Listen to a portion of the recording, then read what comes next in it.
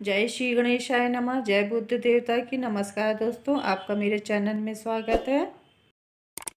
आज बुद्ध देवता का महत्व व कथा विधि कहेंगे। फ्रेंड्स, सबसे पहले आपसे रिक्वेस्ट है, प्लीज़ हमारे चैनल को सब्सक्राइब कर लीजिए और जितना ज़्यादा से ज़्यादा हो सके शेयर कीजिए। बुद्ध देवता का व्रत बुधवार के दिन करना चाहिए। व्रत करने वाले को उस दिन सूर्योदय से पहले उठकर शुद्ध जल से स्नान करना चाहिए।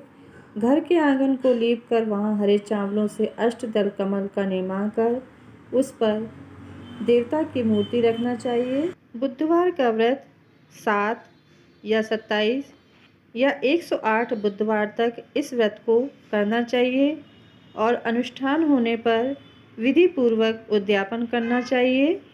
बुधवार व्रत कथा। महर्षि वशिष्ठ जी ने राजा मानधाता से कहा, हे राजन, बहुत पहले तुम्हारे पूर्वज निमि महाराज ने इस व्रत को किया था। महाराज निमि के वंशज मिथिला देश में राज्य करते थे। महाराज निमि अध्यात्म विद्या के प्रकांड विद्वान थे। उन्होंने अपनी विद्या के गर्भ में आकर एक बार बुद्ध देवता की पूजा का उपहास किया, जिसके फलस्वरूप बुद्ध देव ने रुष्ट होकर उनके राज्य को नष्ट कर दिया। दूसरे राजाओं ने राज्य पर आक्रमण करके महाराज निमि को मार डाला। राजा की मृत्यु के पश्चात आक्रमणकारी सेना ने नगर के चारों ओर से घेर लिया। रानी ने विचार किया, अब हमारे शेष परिजन भी शत्रु द्वारा मारे डाले जाएंगे, अतः अच्छा यही होगा कि हम सब चुपके से नगर के बाहर निकल जाएं। महल के गुप्त मार्ग से निकलकर रानी अपने पुत्र एवं पुत्री के साथ वन में चली गई।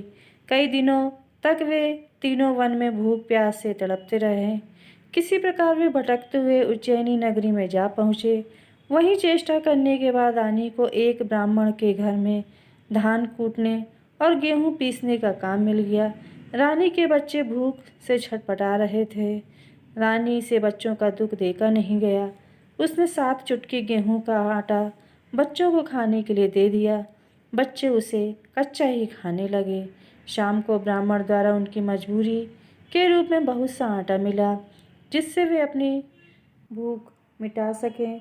रानी को अपनी चोरी याद न रही, परंतु यमराज की बही में उसकी चोरी लिख दी गई। धीरे धीरे समय बीतता गया। रानी और राजकुमार की सेवाओं से ब्राह्मण देवता बहुत ही प्रसन्न थे। कई बार उनके भेद को ब्राह्मण ने जानना चाहा, किंतु हर बार रानी ने उस बात को टाल दिया। एक दिन ब्राह्मण ने उस बालक की हस्तरेखाएं देखकर कहा, यह बालक तो कोई राजकुमार है।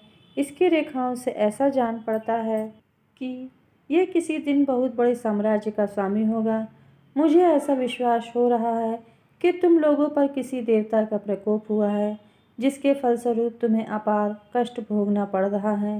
रानी के नेत्रों में आंसू छलक आए। उसने ब्राह्मण के पैर पकड़कर उस कष्ट के निवारण का उपाय पूछा।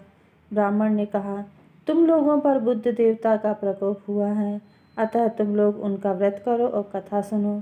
ऐसा करने से तुम्हारा दुख निश्चय ही दूर हो जाएगा। ब्राह्मण ने पूजा एवं व्रत की सारी विधि बतला दी। ब्राह्मण के अनुसार वे तीनों बुद्ध देवता की आराधना करने लगे। बुद्ध के व्रत और उनकी कथा सुनने से बुद्ध देवता निमि रानी और राजकुमार पर प्रसन्न हो गए। उन्होंने उनके पिता निमि का राज दिलाने का निश्चय किया। बुद्ध देवता के प्रभाव से मिथिला नगरी में विद्रोह हो गया। प्रजा ने नए राजा को मारकर खदेड़ दिया और निमि के पुत्र की खोज प्रारंभ कर दी। दूत लोग खोजते हुए ब्राह्मण के आश्रम में उज्जैनीपुरी पहुँचे। वहाँ से वे लोग राजकुमार को अपने देश ले आए और उसे राज सिंहासन पर विराजमान कर दिया। वशिष्ठ जी ने राजा मानधाता से कहा, हे राजन, तुम भी अपनी संपूर्ण प्रजाओं से इस व्रत का पालन कराओ। ऐसा करने से तुम्हारे राज्य में भी वृद्धि होगी और व्रत करने वाले अंत में वैकुंठ लोक की प्राप्ति करेंगे।